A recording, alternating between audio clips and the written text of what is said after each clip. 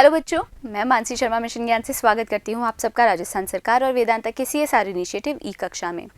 बच्चों, आज हम जिस चैप्टर की शुरुआत करने वाले हैं उसका नाम है डीप वाटर, एकदम गहरा पानी। अब भाई इस चैप्टर का नाम डीप वाटर क्यों है? क्योंकि जो लेखक है उसको पानी से डर लगता है। अब जाने कि लेखक को पानी से डर क्यों लगता है और किस प्रकार से वो इस डर के ऊपर विजय प्राप्त करेगा। चलो करते हैं बच्चों इस चैप्टर के पहले भाग की शुरुआत। It had happened when I was 10 or 12 years old। तो लेखक बोल रहा है कि ये हुआ था जब मैं 10 या 11 साल का था। I had decided to learn to swim। और मैंने इस उम्र में फैसला किया था कि मैं तैरना सीखूंगा। There was a pool at the YMCA in Yakima that offered exactly the opportunity। और फिर क्या हुआ भाई, एक पूल था YMCA में, याकीमा में, जो कि ऑफर कर रहा था, प्रदान कर रहा था बिल्कुल सही अपॉर्चुनिटी, सही अवसर। The Yakima river was treacherous. जो याकीमा नदी थी वो कैसी थी? ट्रेचरस थी, जोखिम भरी थी। Mother continuously warned against it. और जो मेरी माता थी वो निरंतर चेतावनी देती थी कि भाई उस नदी में नहीं जाना। And kept fresh in my mind the details of each drowning in the river। और मेरी माता मुझे बार बार याद दिला के क्या करती थी भाई, ताज़ा रखती थी मेरे दिमाग में जो डिटेल्स थी, यानी कि जो विवरण थे। हर बार जब मैं डूबता था उस नदी में, उनको मतलब मेरी माता बार बार उस नदी के खिलाफ मुझे चेतावनी देती थी और मेरी वो जो सारी डूबने वाले जो विवरण थे उनको याद दिला के उन विवरणों को ताज़ा रखती थी। But the YMCA pool was safe. पर ये जो YMCA पूल था वो बिल्कुल सेफ था। It was only 2 or 3 feet deep. और ये जो पूल था ना बच्चों, ये 2 या 3 फीट गहरा था। एट द शैलो एंड, उथले एंड पर। And while it was 9 feet deep at the other, और दूसरी तरफ वो 9 फीट गहरा था। The drop was gradual. पर ये जो गिराव था, यानी कि 2 से 3 फीट का 9 फीट तक, ये जो गिराव था ये बिल्कुल धीरे धीरे होता था। तो बच्चों यहाँ पे हमने सबसे पहले देखेंगे मीनिंग्स कौन कौन से पढ़े हैं। देखिए, सबसे पहला है डिसाइडेड। डिसाइडेड मतलब फैसला किया। ऑफर्ड मतलब प्रदान करना। एग्जैक्टली मतलब सही। अपॉर्चुनिटी मतलब अवसर। ट्रेचरस मतलब जोखिम भरा। कंटिन्यूली मतलब निरंतर। वॉर्न्ड यानी कि चेतावनी दी। फ्रेश मतलब ताज़ा। डिटेल्स यानी कि विवरण। और ड्राउनिंग मतलब डूबने वाला। I got a pair of water wings and went to the pool. भाई मैंने ले लिए पानी में जो तैरने के लिए मदद करने वाले जो विंग्स होते हैं ना, और फिर मैं पानी के लिए, उस पूल के लिए चला गया। I hated to walk naked into it। मुझे बहुत ज़्यादा नफरत थी नंगा होकर उस पानी में जाने से। And show my skinny legs, और ये दिखाने में कि मेरे पैर कितने पतले हैं। But I subdued my pride and did it। पर मैंने क्या किया? मैं वश में ले आया अपने उस अभिमान को और मैंने ऐसा ही किया, यानी कि भाई मैं अपने वो पतले पतले पैर लेके उस पूल में गया। From the beginning, however, I had an aversion to the water when I was in it। तो शुरुआत से ही मुझे क्या था? एक एवर्जन था, एक घृणा थी पानी से जब मैं उस पानी में होता था। This started, इस चीज़ का आरंभ हुआ था when I was 3 or 4 years old, जब मैं 3 या 4 साल का था। And father took me to the beach in California। और मेरे पिता मुझे कैलिफोर्निया के एक बीच में, यानी कि समुद्र का जो किनारा होता है ना, वहाँ पे लेके गए थे। तो बच्चों हम पहले जानेंगे कि हमने मीनिंग्स क्या क्या पढ़े हैं। देखिए, सबसे पहला है शैलो मतलब उथला। ग्रेजुअल मतलब धीरे धीरे। नेकेड यानी कि नंगा। स्किनी मतलब पतला। सबड्यूड मतलब वश में लाया या फिर शांत किया। प्राइड यानी कि अभिमान। बिगनिंग मतलब शुरुआत। एवर्जन मतलब घृणा या फिर विमुखता। स्टार्टेड का मतलब क्या होता है? आरंभ किया। तो अब ये जो मेरी घृणा थी ना पानी से, वो आरंभ हुई थी जब मैं 3 या 4 साल का था और मेरे पिताजी मुझे समुद्र के किनारे लेके गए थे कैलिफोर्निया में। He and I stood together in the surf. हम दोनों साथ में खड़े हुए थे सर्फ के अंदर, मतलब समुद्र की वो जो तटीय लहरें थी ना, उनके सामने साथ खड़े थे. I hung on to him, और मैंने अपने पिताजी को पकड़ा हुआ था. Yet the waves knocked me down and swept me over. पर फिर भी जो लहरें थी उन्होंने मुझे गिरा दिया और क्या कर दिया, वो मेरे ऊपर से निकल गई. I was buried in water. मैं क्या हो गया, मैं पानी में डूब गया. My breath was gone. मेरी सांस चली गई. I was frightened. और मैं बहुत ज़्यादा भयभीत हो गया, डर गया. Father laughed. मेरे जो पिताजी थे वो बहुत हंसे. But there was terror in my heart at the overpowering force of the waves. पर वो जो overpowering force थी, यानी कि अत्यधिक तीव्र शक्ति थी उन लहरों की, उसके कारण मेरे दिल में एक डर बैठ गया. My introduction to the YMCA swimming pool was revived unpleasant memories and stirred childish fears. तो बच्चों, ये जो मेरा परिचय था इस YMCA स्विमिंग पूल से, इस परिचय ने पुनर्जीवित कर दिए अप्रिय मेमोरीज को, पुनर्जीवित किया अप्रिय यादों को, और फिर जगा दिया बचकाने डर को भी. और कौन सा बचकाना डर बच्चों, पानी का डर. तो यहाँ पे क्या क्या मीनिंग्स है देख लेते हैं. देखिए, सबसे पहला है बीच, मतलब समुद्र का किनारा. सर्फ मतलब समुद्र की तटीय लहरें. वेव्स मतलब लहरें. नॉक डाउन मतलब गिरा दिया. बरीड मतलब डूब गया. फ्राइटन्ड मतलब भयभीत. लाफ्ड यानी कि हंसे. टेरर मतलब भय. ओवरपावरिंग मतलब अत्यधिक तीव्र. फोर्स यानी शक्ति. इंट्रोडक्शन मतलब परिचय. रिवाइव्ड मतलब पुनर्जीवित. अनप्लेजेंट मतलब अप्रिय. But in a little while I gathered confidence. पर थोड़ी ही देर में क्या हुआ, मैंने एकत्र कर लिया आत्मविश्वास. I paddled with my new water wings. और फिर मैं पानी में चलाने लगा या पानी में चलने लगा उन पानी वाले पंखों के सहारे. Watching the other boys and trying to learn by aping them. और भाई पानी में किस प्रकार से चलने लगा, मैं दूसरे लड़कों को देखते हुए और कोशिश करते हुए सीखने की. कैसे सीखने की कोशिश करके, एपिंग देम मतलब अनुकरण करते हुए उन लड़कों का मैंने सीखने की कोशिश की. I did this 2 or 3 times on different days. और मैं अलग अलग दिनों में 2-3 बार ऐसा करता. And was just beginning to feel at ease in the water. और फिर मैंने बस आरंभ ही किया था पानी के अंदर बिल्कुल एट ईज रहने का, यानी कि पानी में बिल्कुल आराम से रहने का. When the miss adventure happened. जब एक मिस एडवेंचर, एक दुर्घटना घटी. भाई इस लेखक को तो वैसे भी पानी से डर लगता है और एक दुर्घटना और हो गई है बच्चों पानी में इस लेखक के साथ. अभी देखते हैं वो दुर्घटना क्या है. पहले हम क्या करेंगे, मीनिंग्स डिवाइस करेंगे. देखिए, सबसे पहला है मेमोरीज. मेमोरीज मतलब यादें. स्टर्ड मतलब जगा दिया. चाइल्डिश यानी कि बचकाना. फियर्स मतलब डर. गैदर्ड मतलब एकत्र किया. कॉन्फिडेंस यानी कि आत्मविश्वास. पैडल्ड मतलब पानी में चला. एपिंग मतलब अनुकरण करते हुए. और मिस एडवेंचर यानी कि दुर्घटना. I went to the pool when no one else was there.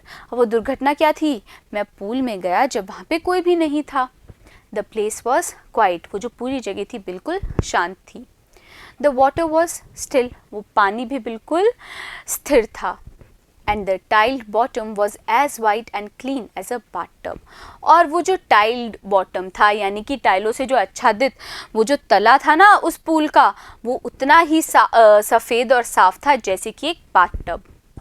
I was timid about going in alone. मैं बहुत ज़्यादा डरपोक था. क्यों डरपोक था मैं, क्योंकि मैं उस पानी में अकेला नहीं जाना चाहता था. So I sat on the side of the pool to wait for others. इसी कारण से भी, मेरे डरपोक होने के कारण मैं उस पूल के पास में ही बैठा रहा दूसरों का इंतज़ार करते हुए. I had not been there long when in came a big bruiser of a boy. मैं वहाँ पे ज़्यादा देर नहीं इंतज़ार कर रहा था और मैं वहाँ ज़्यादा देर नहीं बैठा था कि फिर एक आया, एक ब्रूजियर ऑफ अ बॉय, एक हट्टा कट्टा लड़का, प्रोबेबली 18 ईयर्स ओल्ड, जिसकी उम्र शायद 18 साल की होगी। He had thick hair on his chest, और उस लड़के के छाती पर एकदम मोटे मोटे बाल थे। He was a beautiful physical specimen, और वो जो लड़का था एक खूबसूरत शारीरिक नमूना था, with legs and arms that showed rippling muscles. एक ऐसा नमूना बच्चों जिसकी क्या थी, जिसके पैर और हाथ जो थे वो दिखाते थे रिपलिंग मसल्स, उभरे हुए लहर जैसे मसल्स, मांसपेशियाँ। तो बच्चों यहाँ पे क्या क्या शब्द हैं देखिए, रिवाइज करेंगे। सबसे पहला है क्वाइट। क्वाइट मतलब शांत, टाइल्ड मतलब टाइल से आच्छादित, टिमिड मतलब डरपोक, अलोन यानी कि अकेला, ब्रूजियर मतलब हट्टा कट्टा, प्रोबेबली यानी शायद, थिक मतलब मोटा, ब्यूटीफुल यानी कि खूबसूरत। ही येल्ड, और वो जो लड़का था ना वो चिल्लाया, hey skinny how do you like to be ducked. क्या चिल्लाया कि हे स्किनी, मतलब ये जो दुबला पतला लड़का है ना उसके लिए बोला वो हट्टा कट्टा लड़का कि क्या तुम्हें कैसा लगेगा अगर तुम्हें डक कर दिया जाए, तुम्हें डुबकी लगवा दी जाए पानी में। With that he picked me up and tossed me into the deep end. और ये बात बोलते हुए उस लड़के ने मुझे उठाया और मुझे उछाल के फेंक दिया उस गहरे एंड की तरफ। I landed in a sitting position, और उस पानी में मैं गया एक बैठी हुई स्थिति में ही। Swallowed water, मैंने निगल लिया कुछ पानी। And went at once to the bottom, और मैं झट से तल की तरफ चला गया पानी में। I was frightened, मैं फिर भयभीत हो गया। But not yet frightened out of my wits, पर मैं इतना ज़्यादा भयभीत नहीं हुआ कि क्या हो जाए, फ्राइटेंड आउट ऑफ विट्स, मतलब मैं भय विकल हो जाऊं, इतना भी मैं भयभीत नहीं हुआ था। On the way down I planned, जब मैं नीचे जा रहा था ना तले की तरफ, मैंने एक योजना बनाई। क्या योजना बनाई बच्चों, अभी जानते हैं, पहले हम मीनिंग्स को रिवाइज करेंगे। देखिए, सबसे पहला है फिजिकल यानी कि शारीरिक, फिर है स्पेसिमेन मतलब नमूना, रिपलिंग मतलब उभरा हुआ या फिर लहर जैसा, मसल्स मतलब मांसपेशी, डक्ट मतलब डुबकी लगाना, टॉस्ड मतलब फेंक दिया, पोजीशन यानी कि स्थिति, स्वॉलोड मतलब निगल लिया, फ्राइटन्ड मतलब भयभीत, फ्राइटन्ड आउट ऑफ विट्स मतलब भय विकल। When my feet hit the bottom, और मैंने क्या योजना बनाई कि जब मेरे जो पैर हैं वो टकराएंगे उस तले से, I would make a big jump, मैं क्या करूँगा, एक बड़ी ज़ोर से उछलूँगा। Come to the surface, फिर मैं कहाँ पे आ जाऊँगा भाई, सतह पर आऊँगा। Lie flat on it, और फिर मैं क्या करूँगा, योजना के अंदर मेरा अगला प्लान क्या था बच्चों, योजना में ही, कि फिर मैं उस सतह पर एकदम फ्लैट लेट जाऊँगा, सपाट लेट जाऊँगा। And pedal to the edge of the pool, और फिर मैं पानी में चलकर उस पूल के किनारे तक पहुंच जाऊंगा। It seemed a long way down, अब भाई मैंने योजना इतनी देर बना ली और ऐसा लगा कि बहुत लंबा समय लग रहा है मुझे नीचे पहुंचने में। Those 9 feet were more like 90, वो जो 9 फीट थे ना बच्चों वो 90 फीट लग रहे थे। And before I touched bottom, my lungs were ready to burst, और इससे पहले कि मैं तले को छू पाता, मेरे जो लंग्स थे, जो फेफड़े थे, वो तैयार हो गए थे फटने के लिए। But when my feet hit bottom, I summoned all my strength and made what I thought was a great spring upwards.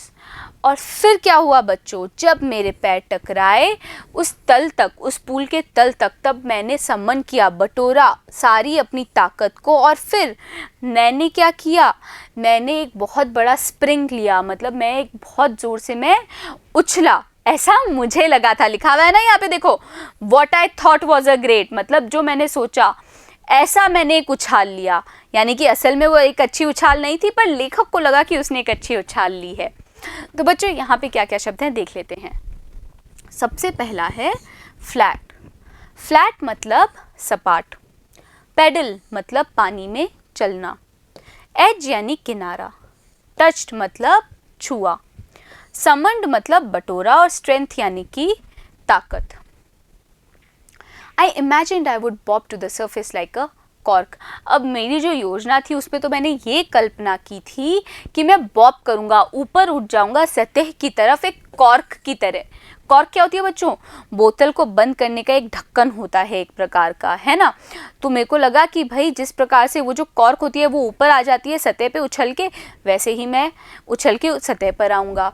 Instead I came up slowly. और हुआ क्या? बजाय इसके मैं सतह पर धीरे धीरे आया। I opened my eyes and saw nothing but water. Water that had a dirty yellow tinge to it. और फिर मैंने अपनी आंखें खोली और मैंने क्या पाया कि मेरे आसपास कुछ नहीं है, केवल पानी के, और ऐसा पानी जिसके अंदर क्या थी, एक पीली सी रंगत थी। I grew panicky.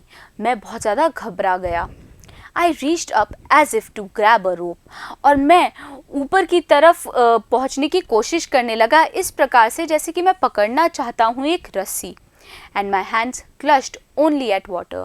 और फिर क्या हो रहा था भाई, मैं रस्सी पकड़ने की तरह ऊपर उठने की कोशिश कर रहा था, पर जो मेरे हाथ थे वो पकड़ रहे थे केवल पानी को। I was suffocating. मेरा क्या हो रहा था, दम घुट रहा था। I tried to yell but no sound came out. मैंने चिल्लाने की कोशिश की पर मेरे गले से कोई आवाज़ नहीं निकली। Then my eyes and nose came out of the water. और फिर जो मेरी आंखें और नाक थी वो पानी से बाहर आ गई। तो बच्चों आगे क्या हुआ अभी जानते हैं, मीनिंग्स देखते हैं पहले। सबसे पहला है स्प्रिंग मतलब उछाल, इमेजिन्ड यानी कि कल्पना की, बॉब मतलब ऊपर उठना, स्लोली यानी कि धीरे धीरे, टिंज यानी रंगत, पैनिकी मतलब घबराया हुआ, ग्रैब यानी कि पकड़ना, क्लच्ड यानी पकड़ा, और सफोकेटिंग, सफोकेटिंग मतलब दम घोटू या फिर दम घुटना। But not my mouth. अब मेरी आंखें और नाक तो बाहर आ गई पर मेरा मुंह बाहर नहीं आया पानी से। I flailed at the surface of the water. मैंने पानी की सतह पर हाथ पैर मारे। स्वॉलोड एंड चोक्ड, मैंने उस पानी को निगला और मैं चोक होने लगा, मतलब मेरी सांस रुकने लगी। I tried to bring my legs up, मैंने फिर कोशिश की अपने पैरों को ऊपर उठाने की। But they hung as dead weights, पर वो लटके रहे डेड वेट्स की तरह, कुल भार की तरह। पैरालाइज्ड एंड रिजिड, और मेरे पैर कैसे थे, बिल्कुल शक्तिहीन थे और कठोर थे। A great force was pulling me under, एक बहुत बड़ी शक्ति मुझे पानी के अंदर खींच रही थी।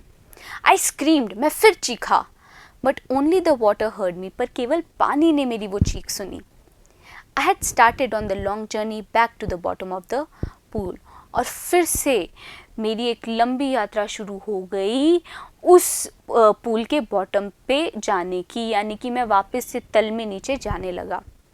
I struck at the water as I went down. और मैं क्या करने लगा बच्चों, मैं मारने लगा उस पानी को जब मैं नीचे वापस से डूबने लगा था तब। तो बच्चों यहाँ पे क्या क्या शब्द हैं देखिए। सबसे पहला है फ्लेड, मतलब हाथ पैर मारे। स्वॉलोड यानी कि निगल लिया।